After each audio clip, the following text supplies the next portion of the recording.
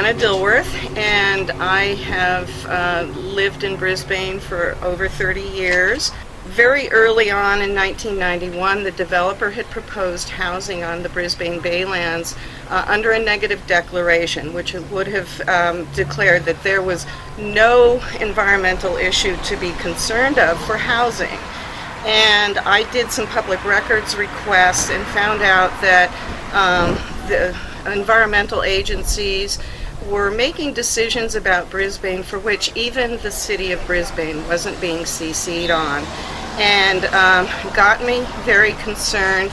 I did public records requests where I realized that some of the reasons the toxins were moved around were on the record, and some of the California EPA officials were either ignoring it or it was not convenient to deal with the environmental issues. And there have been numerous times, Bayview Hunters Point, Treasure Island, where the officials will recognize there's a problem, but due to inaction, continue to expose people to toxins.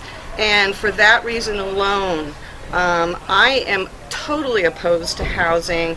I don't think that there are places where you could make it sort of clean enough and still have the chance that one day somebody drills down into a pocket of methane or something and we have the disaster of the century.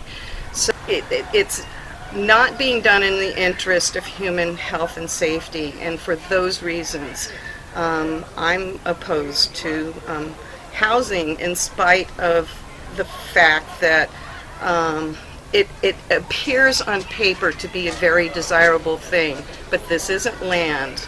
I'm in favor of the citizens' initiative of creating a solar, wind, any type of renewable energy farm. I'm in favor of businesses that have limited number of people, so that if there is a catastrophic event like an earthquake, that there are the fewest number of people out there. But it's an improper place to put housing, in spite of the fact that there's a rail corridor there. And because they used to spray down the rail corridors with selenium and toxic chemicals, and now they call them background levels. We have to accept the waste of the past as our current background levels. Right now it's just a blank slate. They've been given a huge area where they can do some planning. The city came up with a list of considerations. There's no guarantee any of it will happen.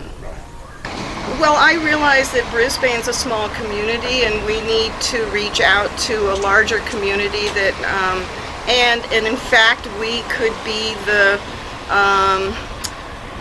canary in the coal mine, in that we are the first to go. And I have always remember when Quentin Kopp was among us and told us, you know, we have local rule and we need to stand tight. That's where I am. I know it's in the past, but when it's speaking to the safety of a community, I will live in the past when the laws protected the citizens.